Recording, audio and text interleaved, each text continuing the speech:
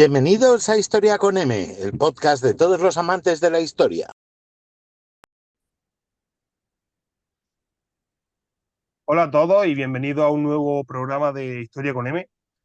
Hoy tenemos a un gran escritor bueno, ya lleva unos cuantos libros, pero en este caso viene a hablarnos de su tercer novela, la última de su trilogía, publicada con Pamiers, y este libro se llama La derrota del dragón, y es de el grandísimo Julio Alejandre. Bienvenido, Julio. Bien hallado, Marcos, y muchas gracias por los adjetivos, que yo creo que no me los merezco, pero bueno, un placer estar en tu programa, en tu podcast de Historia con M y listo para hablar de literatura y de historia. Bueno, ¿qué tal? ¿Cómo tenías pensado? Así, te voy a lanzar ya una así a bocajarro. Y es Vamos que allá. él sí tenía, desde tu primera novela, eh, que no recuerdo ahora mismo cómo se llama, la tengo por aquí, La espérate, corona del mar. La Corona del Mar. eh, ¿Tenías pensado ya lo de que fuera una trilogía? Sí, cuando escribí esa novela, mi idea era escribir 3 episodios importantes de lo que fue la lucha por la hegemonía del Atlántico Norte a finales del siglo XVI. Y tenía relativamente claros los episodios. Pero lo que no tenía claro es si iba a ser capaz de hacerlo. Ahí tenía yo mis dudas, porque con lo que me costó escribir la primera, digo, ¡buf! Todavía me quedan 2 por delante. Pero bueno, las cosas poquito a poquito van saliendo y al final cuando miras atrás, pues dices qué bonito, cómo ha salido todo, qué bien y que he podido concluir esto que al principio era solo un proyecto, que no eran nada más que ideas y que uno pues no sabía si contaba con fuerzas y con la voluntad suficiente para concluir la tarea. Así que por eso uno está casi doblemente feliz y orgulloso. Bueno, y centrándonos en la última de la trilogía, en la última novela, eh, pues cuéntanos un poco de la derrota del dragón. La derrota del dragón habla de la contraarmada inglesa de 1589. Nos situamos, para quien nos esté escuchando, estamos en el siglo XVI, a finales del siglo XVI. En España reina Felipe II, en Inglaterra reina Isabel I. Un año antes Felipe II había enviado la que dio en llamarse la Armada Invencible, que en su día se llamó Grande y Felicísima Armada, con la idea de invadir Inglaterra y destronar a Isabel I y restablecer el catolicismo, que era una obsesión no solo de Felipe II, sino de todo el mundo católico. Y esta empresa fracasa y a continuación la reina Isabel decide contraatacar y contraataca con lo que se llamó la contraarmada inglesa, y esto es un poco lo que viene a contar esta novela. La Armada Invencible, tras fracasar en su misión, regresa a España dejando a su paso un reguero de naufragios en las costas de Escocia y sobre todo en las costas de Irlanda y aprovechando el momento, pues como digo, Isabel I levanta una enorme flota de tamaño práctico, vamos, sin prácticamente de mayor tamaño que la Armada Invencible y la pone al mando del hombre del momento, de su marino más celebrado y que más triunfos ha cosechado, que era Francis Drake. Hasta entonces se había movido en el mundo de la piratería y del corso, y a partir de ahora pues le pone la reina en sus manos una enorme flota para que se dirija a España y le da una triple misión. En primer lugar, debe destruir los barcos que han regresado de la Armada Invencible, que están casi todos en puertos del Cantábrico, principalmente en Santander, en el puerto de Santander, aunque hay también barcos, una buena escuadra regresa a San Sebastián y al puerto de Pasajes, y después hay barcos que han llegado a lo mejor en parejas o solos a puertos de Asturias y de Galicia, a La Coruña, a Ribadeo, a Vigo. El segundo objetivo es invadir Portugal y destronar a Felipe II. Felipe II en esos momentos es rey de España y también rey de Portugal. En Portugal reina como Felipe I. esa unión de los reinos de Castilla y de Portugal no gustó nada a las cortes europeas, ni a Inglaterra, ni a Francia, ni a otras cortes, porque era poner demasiado poder en una sola mano. Y entonces Isabel I pretende desembarcar un ejército en Portugal y destronar a Felipe II y poner en su lugar a otro pretendiente al trono portugués, que era un primo hermano de Felipe II, que se llamaba Antonio de Avis, también conocido como el prior de Crato.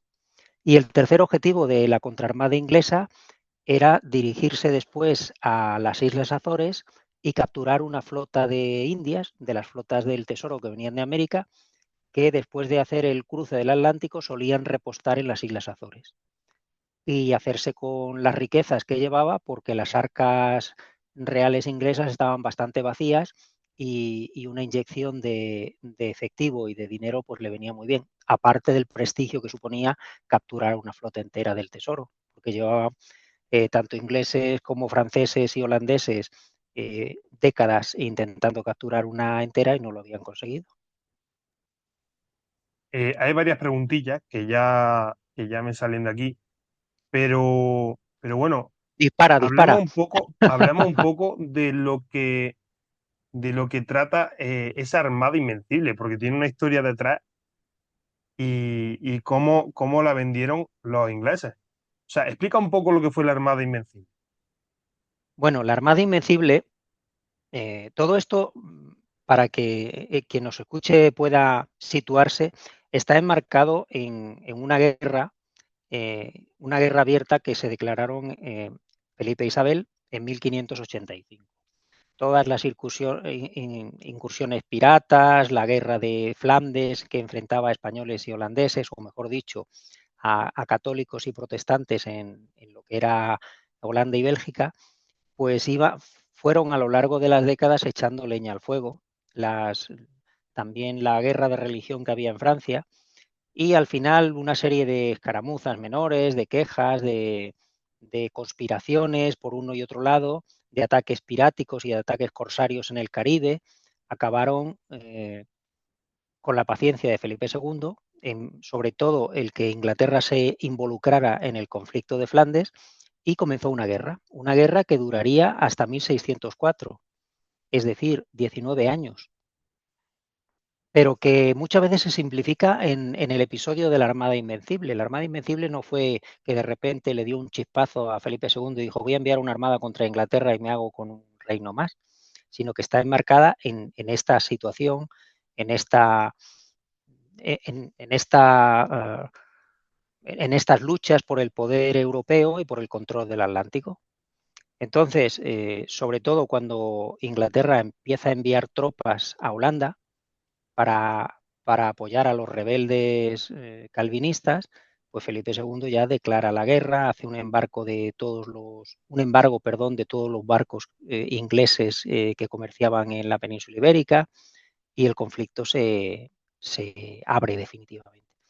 Entonces, Felipe II, con una serie de asesores, por un lado su sobrino Alejandro de Farnesio, que era el gobernador de Flandes, y por otro lado con un marino invicto, uno de los mejores almirantes que ha tenido España, si no es el mejor, que era Álvaro de Bazán, pues pergeña una operación que es llevar una flota a Inglaterra, desembarcar un ejército, y su objetivo no era dominar ni quedarse con Inglaterra, su objetivo era destronar a la reina Isabel y poner en su lugar a un noble, o en principio su candidata era una prima de Isabel, que era la reina de Escocia, María Estuardo, y restablecer el catolicismo.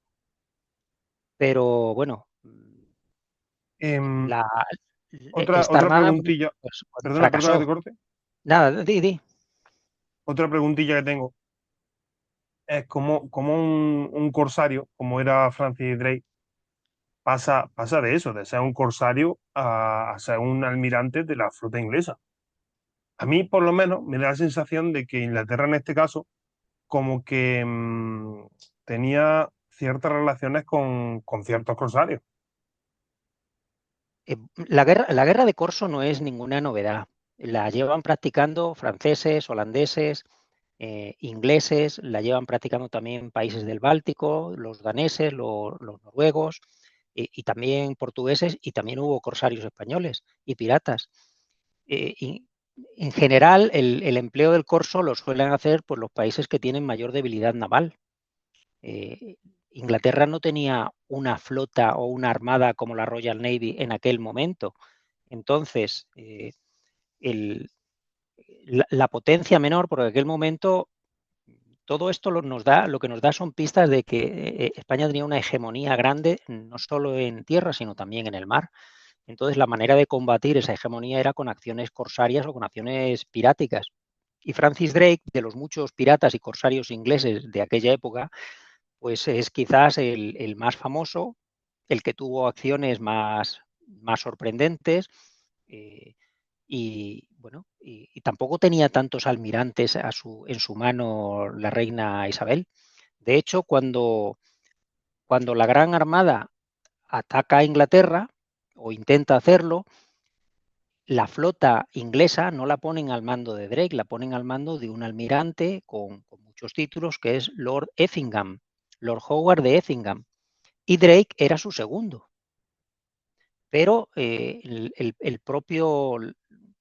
la propia actuación de los barcos ingleses, que no es especialmente elogiosa, es decir, la Armada Invencible no es una derrota. De eso podemos hablar largo y tendido. El caso es que en esos combates de la Armada Invencible contra la flota inglesa, el que más destaca es Drake. Y la reina Isabel y sus consejeros, que no eran tontos, cuando levantan una gran armada, dicen, ¿a quién ponemos al mando? De los marinos que tenemos disponibles, ¿cuál es el mejor? Entonces ahí destaca con vida propia la figura de Drake. Aunque hubiera sido un corsario, era un gran marino. Eso es innegable. Es el hombre que ha dado la vuelta al mundo. No fue la primera. Para los ingleses durante mucho tiempo sí, pero vamos, no fue la primera vuelta al mundo, pero fue una hazaña increíble. De hecho, Drake en su escudo de armas lo pone como está referido a que dio esa vuelta al mundo. Muchos de los cuadros que los pintores de la época hicieron de Drake lo hacen con una bola del mundo debajo de la mano. Es decir, que él reconoce, eso te da una idea de que en Inglaterra de aquella época era muy importante la hazaña de Drake. Entonces la reina Isabel pone a Drake al frente de la contraarmada de 1589, que veremos que parte del devenir y de los sucesos que le ocurren a la contraarmada y de las desventuras que le ocurren a la contraarmada son en parte porque Drake era bueno mandando pequeñas agrupaciones corsarias. Era bueno para ataques piratas o para ataques corsarios, pero que no era tan bueno para mandar una enorme flota. Entonces, no sé si con esto respondo a tu pregunta Sí, o sí, quieres... sí, sí. ¿Sí? Yo creo que sí. Yo creo que ha quedado bien la respuesta. En este caso, tenemos la visión de los ingleses, de los marines ingleses, como si fueran rabiosos, como si fueran usureros, en fin. Entonces, ¿era solo el caso de Inglaterra o eso era el pan de cada día en todos los países? Bueno, yo creo que hay que olvidarse del chip del siglo XXI y irse al siglo XVI para entenderlo. Y el siglo XVI fue un siglo de enormes cambios en el mundo occidental. El descubrir un nuevo continente y, y todo lo que eso implica, es decir, eso implica de repente un comercio a gran escala de una serie de productos hasta entonces desconocidos, significa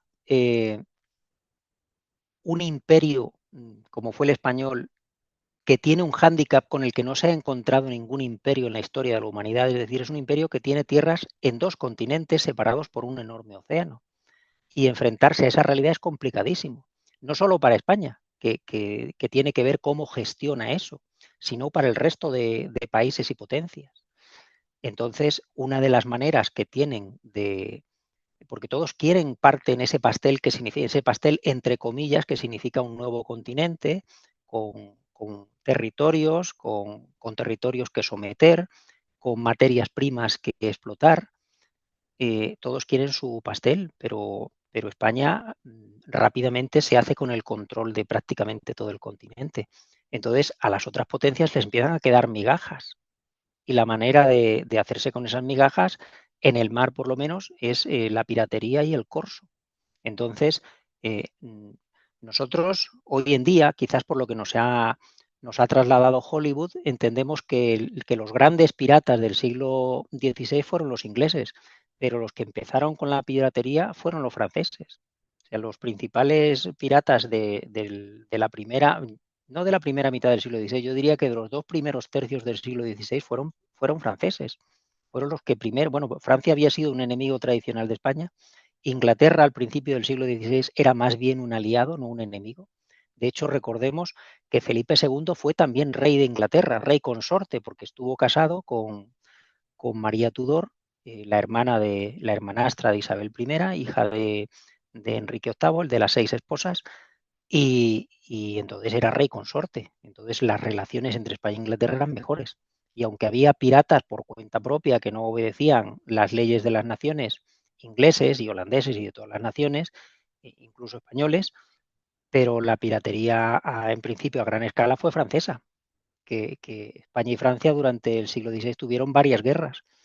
Y, y de hecho, por ejemplo, uno de los envíos de riquezas que había conseguido Hernán Cortés en México, de los más cuantiosos, fue interceptado por un pirata francés, por Jean Florin. Yo Y antes has entiendo que era un dicho, modo de actuar en aquella época, perdona, que era un modo de actuar la piratería. vale, La vale, vale, piratería de Estado a través de lo que se llamaba el corso y la piratería particular, pues lo que se llama tradicionalmente piratería.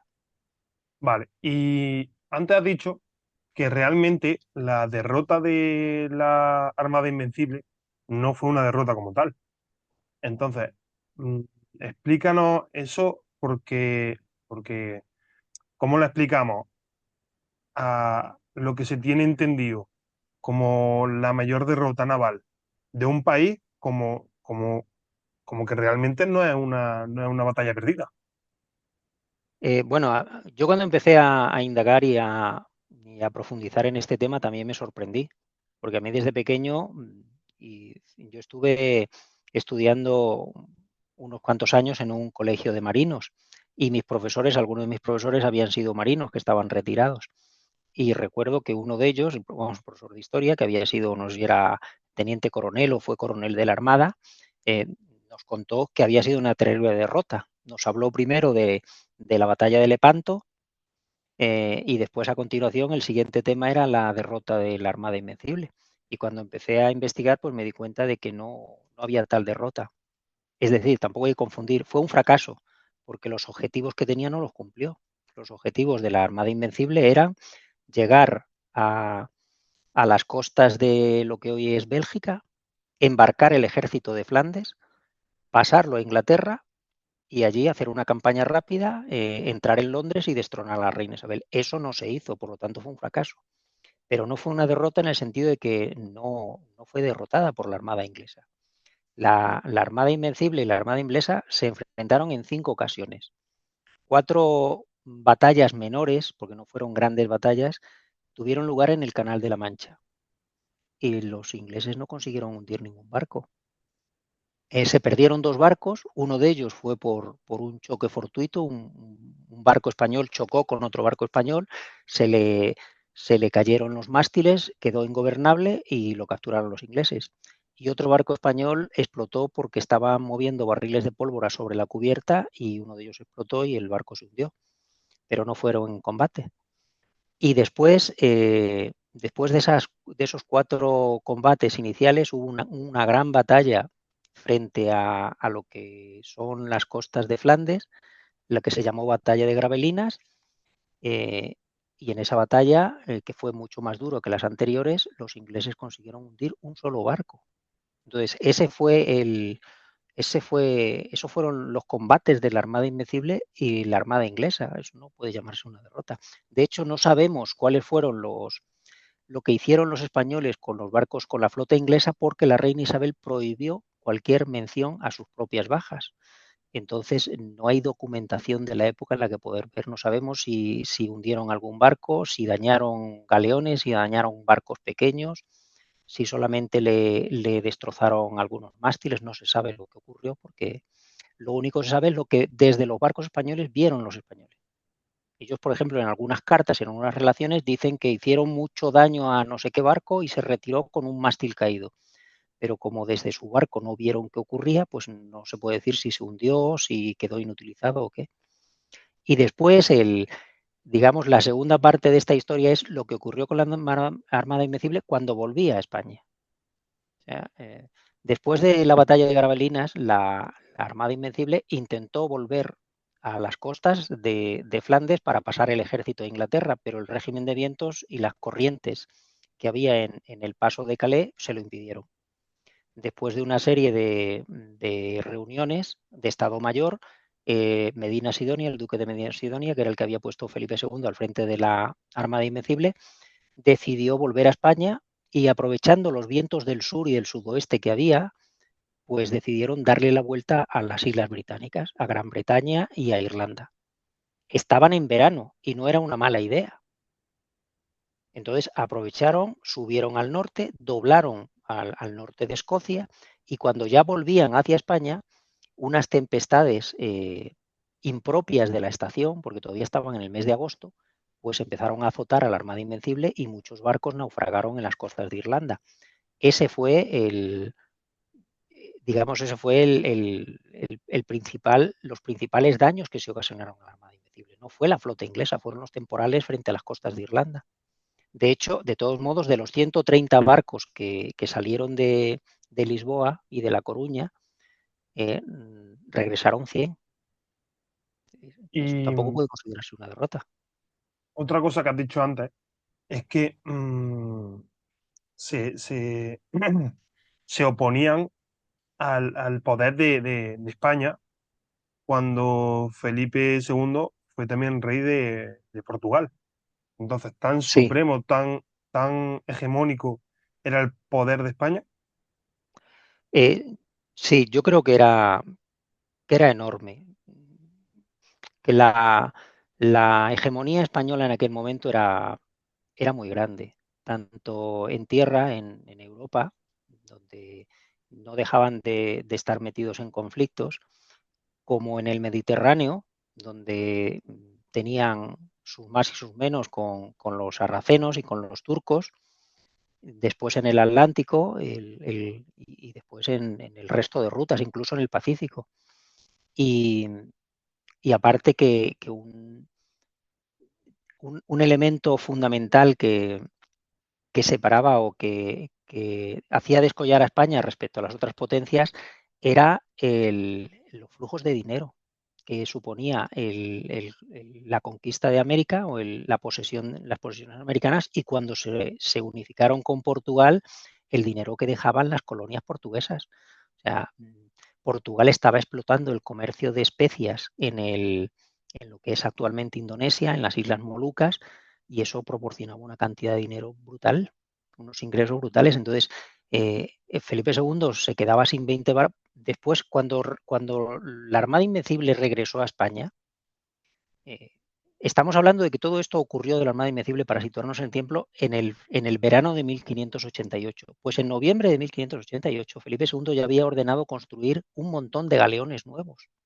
O sea, estaba preparando una segunda Armada Invencible, que al final la preparó y que no la envió en Inglaterra porque las circunstancias de la guerra en ese momento lo llevaron a otro lugar. España era tan hegemónica que tenía un montón de frentes abiertos. Estaba luchando en Flandes contra los rebeldes holandeses, estaba luchando en Francia contra los hugonotes, estaba luchando contra los ingleses, estaba luchando contra los turcos, estaba luchando contra los piratas berberiscos, tenía sus más y sus menos con algunas potencias mediterráneas como eran Venecia. Tenía un montón de frentes abiertos, y el frente inglés no era de los más preocupantes para el rey Felipe. Entonces eso es un poco lo que pues en estas novelas pretendo un poco poner de manifiesto y recuperar y acabar un poquitín con esa idea preconcebida que tenemos de que fue una terrible derrota la Armada Invencible, y rescatar del olvido, ya hablando en concreto de la derrota del Dragón, la respuesta inglesa, que ese sí que fue un terrible fracaso. De ahí el título de la novela. La novela se llama La derrota del Dragón, pues porque acabó mal la contraarmada. Y, y lo del dragón es un guiño, es un préstamo que que le hago yo a nuestro insigne dramaturgo Lope de Vega, que en una de sus obras llama a Drake dragón, por la similitud del apellido. Drake lo bautiza como el dragón, la obra se llama La Dragontea y entonces a mí me gustó ese guiño y por eso titulamos la novela La derrota del dragón. Y Julio, cambiando totalmente el tercio de las preguntas, ¿qué personaje histórico te ha costado más plasmar en tu novela? ¿Cuál ha sido el que más calentamientos de cabeza te ha dado? Bueno, La derrota del dragón cuenta sobre todo personajes históricos. Tenemos a Drake, al pirata Drake. También tenemos a un general inglés que acompaña a Drake, que se llama John Norris, porque los ingleses, a pesar de lo que digan, llevaban también una división muy clara entre marinos y soldados. Entonces los marinos estaban al mando de Drake y los soldados estaban al mando del general Norris. También aparece en la novela el prior de Crato, este aspirante al trono portugués, Alonso de Bazán, el hermano de Álvaro de Bazán, que quizás es el personaje que más me costó, porque el insigne almirante Álvaro de Bazán murió un año antes. Él iba a ser el que mandara la Armada Invencible, pero murió unos meses antes de que partiera por una epidemia de tifus que iba. Este hombre se empeñó en visitar a sus soldados en el hospital y se contagió y murió. Entonces su hermano Alonso de Bazán era uno de los candidatos a sucederlo, pero el rey Felipe II prefirió poner la Armada Invencible en manos de un noble de más renombre que no en manos del hermano de Bazán. Y este hermano de Bazán, que se llamaba Alonso, pues es un hombre que estuvo toda la vida un poco bajo la sombra de su hermano. Él acompañó a su hermano en los grandes triunfos de Álvaro de Bazán. Y entonces es un hombre al que me costó un poco darle rostro y forma, porque casi todo, él aparece siempre como una especie de coletilla después del nombre de su hermano. Y sin embargo, después demostraría que era también un magnífico marino. Entonces, quizás de los personajes reales que salen en la novela es uno de los que más trabajo me han costado darle forma. Pues con esta pregunta, Julio, vamos a dar una breve pausa para que los oyentes vayan a por algo de comer o beber y seguimos con la segunda parte de este programa, ¿vale? Pues estupendo. Y yo me tomo mi té de todas las tardes y reemprendemos cuando quieras. Perfecto, vamos a ello. And so you're so the thunder defeated and for Tom those side successes then if they wouldn't go show that solitary jobber they cheers are light make me still I call for on the own and to shoot it all the moment it all very bloda, just in the sky, stay overboard. I can noise with strings of the cover. Is there a fan? Oh, however told her, hid in the store with food and reeds and bread. Sorry, 'cause she never caught you out. Ain't the double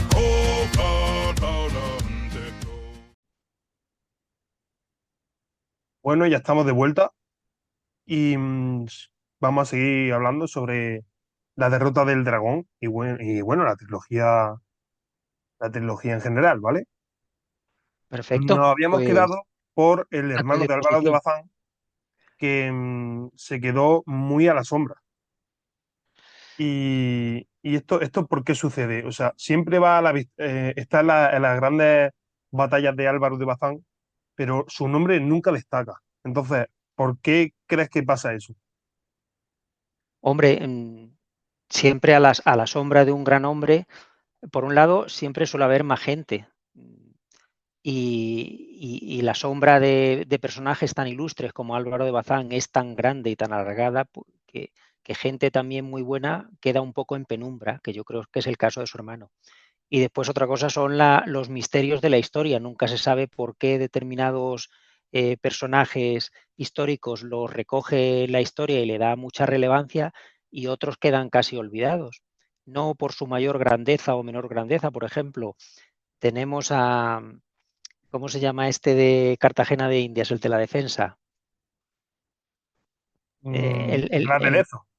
Blas de Lezo. Eso, Blas de Lezo, hasta hace poco, que ha sido recuperado por la historia, era una persona olvidada y, sin embargo, fue un militar increíblemente bueno. O también tenemos al Bernardo de Gálvez en la Luisiana, que ha sido otro personaje importantísimo y que ha quedado muy olvidado. Eso uno nunca lo sabe. Desde luego, en el caso este, es que el brillo de Álvaro de Bazán, de su hermano, fue tanto que, pues bueno, que la gente que está cerca de él y que brilla con un poco menos de fulgor, pues queda opacada. Por eso te comentaba que me había resultado un poco complicado meterme dentro de este personaje, pero bueno, a ver qué tal, a ver qué les parece a los lectores. Y con esta La... Sí, perdona. en cada libro, ¿qué buscabas transmitir como escritor a todos tus lectores? Bueno, yo quería recuperar, como te dije al principio, 3 episodios de la lucha por la hegemonía del Atlántico Norte y de las rutas atlánticas dentro de este juego de tronos o juego de reinos que es el tener un imperio ultramarino. Una de ellas, en la primera, en la Corona del Mar, tiene mucho más que ver con la lucha con los franceses y con Portugal. La Corona del Mar empieza cuando Portugal fallece su rey, se queda sin un descendiente claro al trono. Hay muchos pretendientes, uno de ellos Felipe II, quizás el que tiene más derechos, otro de ellos un primo suyo, Antonio de Avis, que no es que tuviera menos derechos, pero en aquella época él era hijo bastardo, y en aquella época la bastardía pues se consideraba como un blasón, perdón, como se consideraba algo negativo. Y Francia, que entonces, por un lado, con los propios portugueses, el luchar por la hegemonía atlántica con los propios portugueses, que tenían su imperio ultramarino, y por otro lado luchar contra los franceses, que no aceptaban y no les parecía bien que españoles y portugueses hubieran quedado con la parte más gorda del pastel. Ellos se planteaban por qué el mundo tiene que dividirse entre Portugal y España, por qué Francia no puede tener su parte. Eso es un poco lo que planteé con la primera novela. La segunda se centra en el episodio de la Armada Invencible, y la tercera en lo que acabamos de hablar, en la contraarmada inglesa, que son 3 grandes episodios de finales del siglo XVI de la lucha por la hegemonía. De todos modos, he de decir que, aunque forman una saga o una trilogía, las novelas se pueden leer independientemente.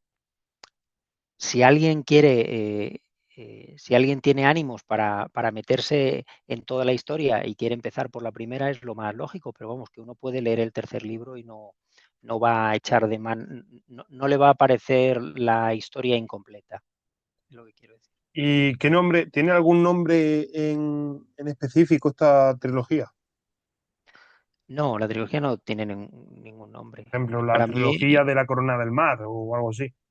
no, vamos, la editorial no le ha querido dar ningún nombre, no lo saca como una trilogía completa, eso ya son políticas editoriales. Para mí es la batalla del océano. Yo, cuando hablo conmigo mismo y reflexiono, me refiero a la trilogía como la batalla del océano.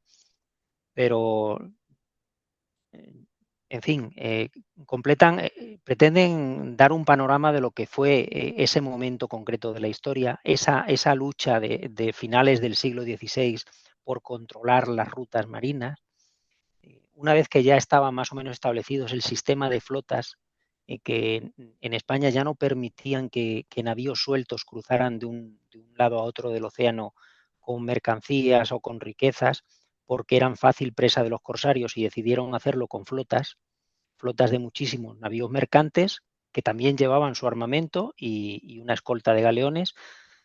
Pues el resto de naciones pues quisieron adaptarse a esa situación cambiante. ese imperio ultramarino tenía sus ventajas y tenía sus debilidades, y evidentemente el resto de naciones pretendieron explotar las debilidades. Y Sí, antes te... Perdona, sigue, sigue. no, nada. Por favor, pregúntame lo que sea. Eh, antes te he preguntado que cuál había sido la novela que más te había costado. Pero la pregunta ahora es, ¿cuál es la que te ha dado más vértigo? ¿O qué tramo de la historia que estás contando te ha dado más vértigo a la hora de escribirlo? Mm, Esta última, la derrota del dragón, es la que me ha supuesto un esfuerzo mayor en todos los sentidos. Primero porque la propia historia es más complicada de contarla en esto. La contraarmada tiene como un doble foco, que tratarlo con darle tratamiento de novela me resultó muy complicado. Le dediqué muchas horas a darle vueltas al argumento, a ver de qué manera era capaz de conjugar, por un lado, el contar la historia y por otro lado, llevar a los personajes a través de las propias vicisitudes de la historia, ¿no? Porque al fin y al cabo, pues una novela histórica no deja de ser una novela. Y, y aunque tenga un trasfondo histórico y cuentes una época, al final tienes unos personajes reales a los que le das vida y ficticios, y esos personajes pues tienen sus cuitas, sus aventuras, sus desventuras, sus alegrías y sus tragedias, y esos tienes que intentar adaptarlo a la propia estructura de la novela. Y esta última, la derrota del dragón, me costó más. Aparte de que tenía los personajes, son muchos de ellos están presentes a lo largo de los 3 libros, y al final pues tenía yo demasiados personajes y trabajar con todos ellos me costó bastante. Fue un reto esta última novela, un verdadero reto. ¿Cuáles son tus metodologías, Julio?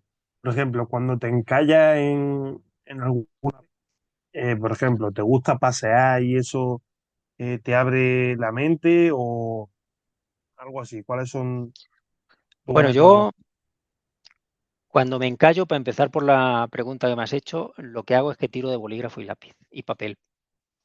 Normalmente, yo creo que casi todos ahora estamos muy digitalizados, nos ponemos a escribir en un ordenador, pero cuando me encallo, me olvido del ordenador, empiezo a coger folios en sucio y a gravatearlos y a hacerme esquemas y poner flechas para arriba y para abajo, y así suelo desencallarme. Y en general, pues bueno, al escribir las novelas, pues yo me hago mi esquema, mi organización de personajes, mi organización de capítulos, más o menos. Yo no soy especialmente perfeccionista en esto, no tengo un diseño perfecto cuando empiezo a escribir de lo que voy a tratar en cada capítulo, no tengo ni siquiera claro el número de capítulos totales, tengo claro por dónde voy a dirigirme, tengo a grandes rasgos una idea de las partes que van a conformar la novela, pero ya a medida que te vas metiendo en la novela, pues voy profundizando en la propia estructura de la misma, porque parece que cuando te metes dentro empiezas a ver mucho más detalles que cuando empiezas a desarrollar la idea no los tienes. Así que Bueno, eso es un funcionar debe poco funcionar. lo que escribo yo. Funcionar debe funcionar porque tus libros no solo son un éxito, sino que además ganaste un premio literario, bueno, todo un premio literario, como el de Los Cerros de Úbeda, si no me equivoco, ¿no? Sí, la Armada de Dios obtuvo el premio Cerros de Úbeda 2025 y fue un premio maravilloso y que me alegró un montón. En fin, eso es como yo trabajo. Cada maestrillo tiene su librillo, yo creo que en este mundo nunca mejor dicho. A mí me funciona, de todos modos, siempre de una novela a otra, siempre hay cosas que mejoras. La experiencia es un grado y en esto pues también. Y errores que puedes cometer en una novela te ayudan a mejorar en la siguiente. ¿Crees que Yo creo hay que es un camino, grandes diferencias? Perdón, sigue, sigue. no, que creo que simplemente para terminar la idea, que creo que es un camino que tenemos que recorrer todos, ¿no? A medida que nos vamos equivocando, vamos aprendiendo con ello. ¿Crees que entre La Corona del Mar, La Armada Invencible y La derrota del dragón, ¿hay grandes diferencias? Mm, No muchas, quizás en La corona del mar tenga una estructura un poco más sencilla, pero por las propias características de la historia que se cuenta en esa novela. En La corona del mar se cuenta, pues como digo, las dificultades que tuvo Felipe II cuando se hizo con el trono portugués, en concreto para el control de las Azores. La guerra en tierra fue relativamente rápida, el duque de Alba derrotó al otro pretendiente y el control del Portugal peninsular fue muy rápido para el rey Felipe, pero en las Islas Azores no, los gobernadores estaban a favor del otro pretendiente y al ser unas islas y estar a más de 1000 kilómetros de la península y además al contar los, los aliados o los defensores del prior de Crato con el apoyo francés, pues fueron campañas muy difíciles, ¿no? Pero básicamente era un tema más sencillo. La estructura de la novela es más simple. En el caso de la Armada de Dios y de la derrota del dragón, que tienen muchos más escenarios, estamos hablando pues de Lisboa, de La Coruña, de Londres, de Flandes, de Dunkerque, dentro de Inglaterra, de Plymouth, de Portsmouth, incluso de Escocia. Entonces necesité pues poner un poco a personajes que pudieran llevar la novela a esos distintos sitios. Entonces tiene más tramas, son novelas que tienen 4, 5, 6 tramas que se intercalan como si fuera un poco un puzzle y en eso se diferencia un poco de la primera. La primera tiene solo 2 tramas de unos personajes que están en las Azores y otros personajes que están en el Mar Caribe. Y, pero bueno, los Y, personajes son comunes y el modo de escribir mío pues ha cambiado un poco. y en este caso, escribiendo La derrota del dragón, ¿has tenido esa sensación de echar de menos algún personaje de las anteriores novelas? Hombre, echas de menos personajes que se van quedando por el camino, que en unas novelas a lo mejor desaparecen o mueren. Eh, echas de menos, por ejemplo, a Álvaro de Bazán, que falleció en el año 1588, que es un personaje que venía acompañándome desde la primera novela, desde La Corona del Mar, porque tuvo una actuación soberbia en el control de las Islas Azores en el 1583 y, y claro, pero no podía contar con él o otros personajes que por las propias características de la historia que se cuenta, pues no puedes meterlos a todos.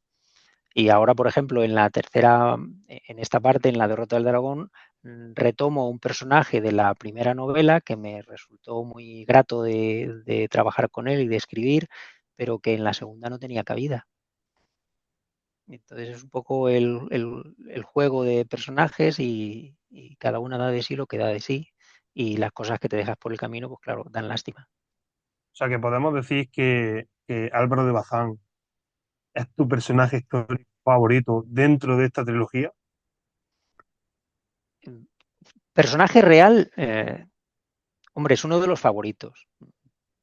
Álvaro de Bazán me gustó mucho trabajar con él porque me parece un hombre muy íntegro en lo que he sido capaz de documentar. Me pareció un hombre muy íntegro y una persona que tenía las ideas muy claras. Y aparte de ser uno de los marinos más insignes que ha tenido nuestro país. Pero después hay otros personajes que también me ha gustado mucho trabajar. Por ejemplo, Drake. Drake es un personaje fascinante eh, que además si tienes acceso a documentación, como he podido tener acceso a cartas que el propio Drake escribió, pues que te dan pistas sobre cómo era el personaje.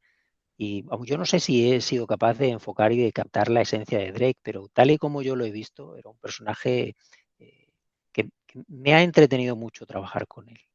Una persona que se hizo a sí mismo, que fue capaz de alternar con la nobleza del país cuando él es de orígenes muy humildes. En su propio escudo de armas lo pone, que llega a la grandeza desde pequeños comienzos, pero también me pareció una persona como muy endiosada, muy pagada de sí mismo, que le gustaba hablar sobre todo de sí mismo, y escribir sobre él fue muy divertido. Y claro, ese era otro tema que ya que lo has sacado, ¿cómo ha sido tu recogida de información, sí, búsqueda de datos, de información? Bueno, siempre nos gusta, nos gusta documentarnos bien, a mí me gusta documentarme bien, yo creo que aunque al escribir novela histórica estás escribiendo novela, en la base histórica debe ser fidedigna, hay que intentar en la medida de lo posible no cometer errores. Uno no es un erudito de la historia, simplemente un novelista y un aficionado, pero ese tema me gusta mucho y me he documentado y siempre tienes dos tipos de fuentes a tu alcance, las fuentes de la época, las fuentes primarias y después las fuentes contemporáneas.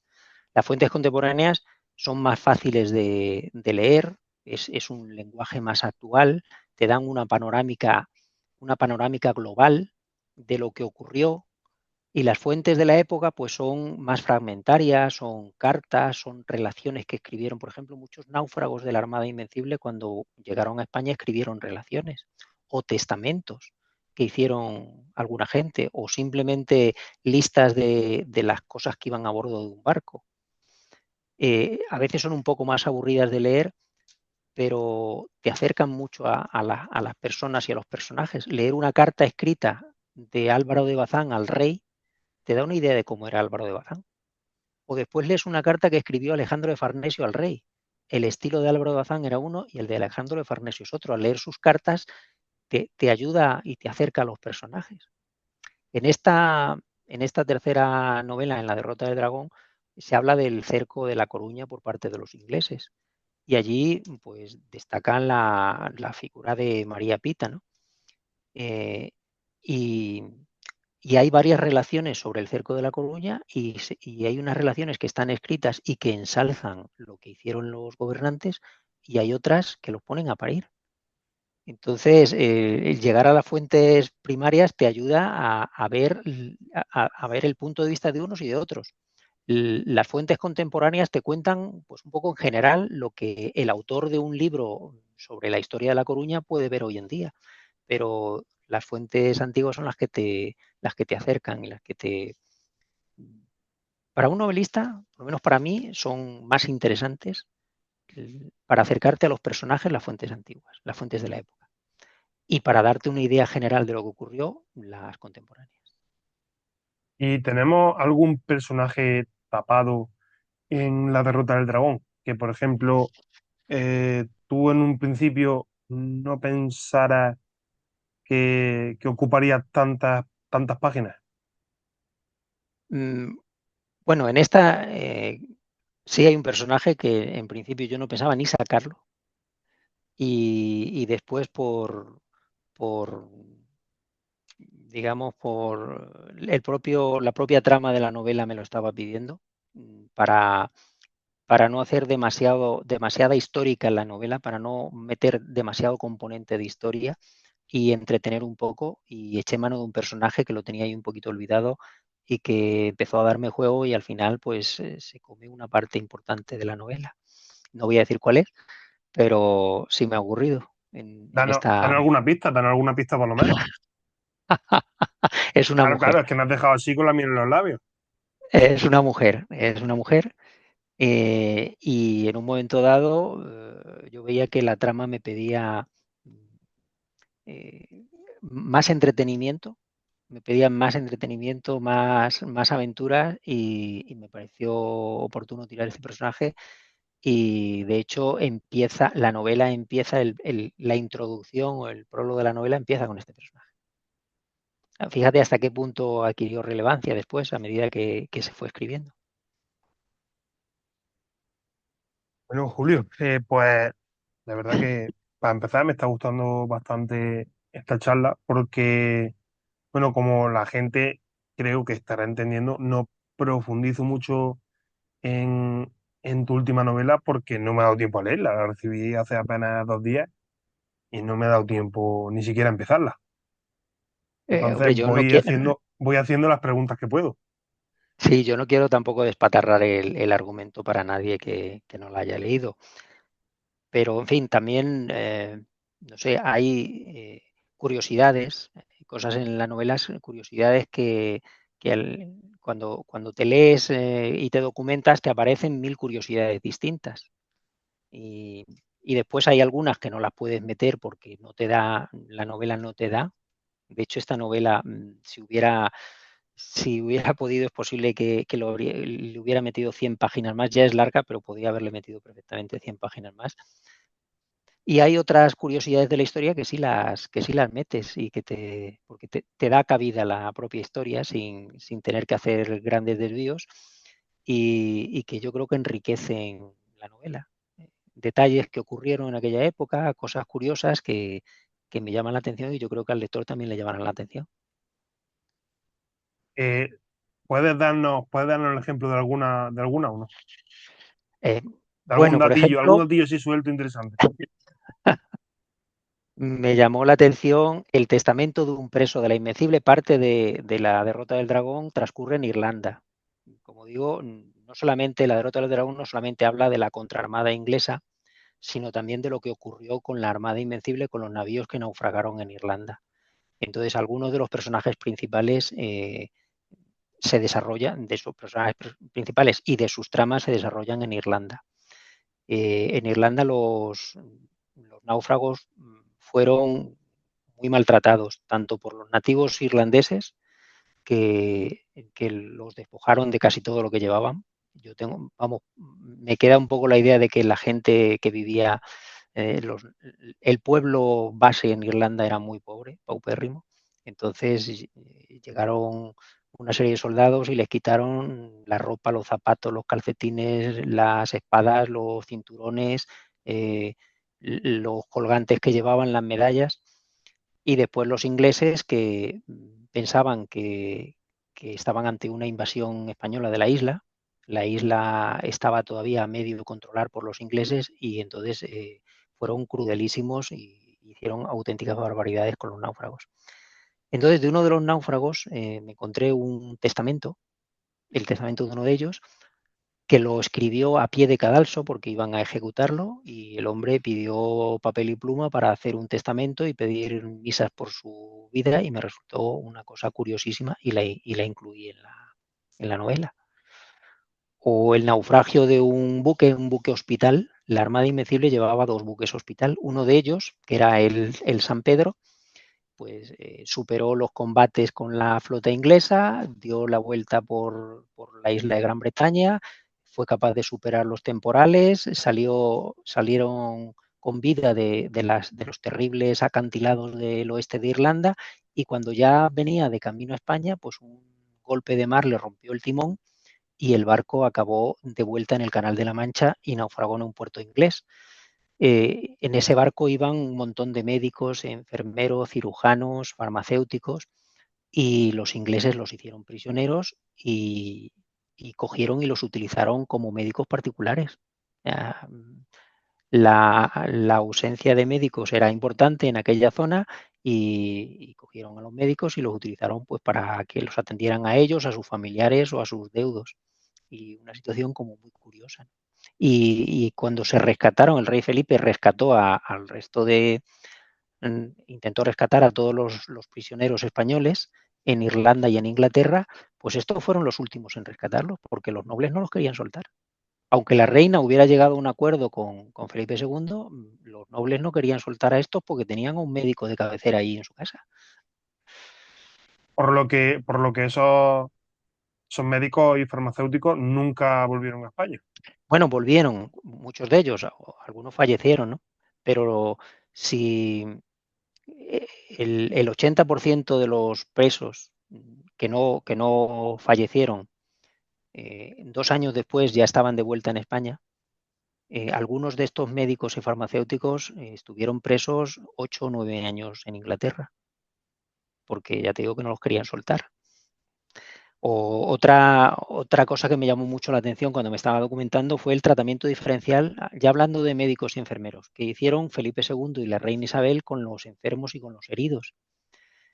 En Inglaterra pasaron bastante de sus enfermos y de sus heridos.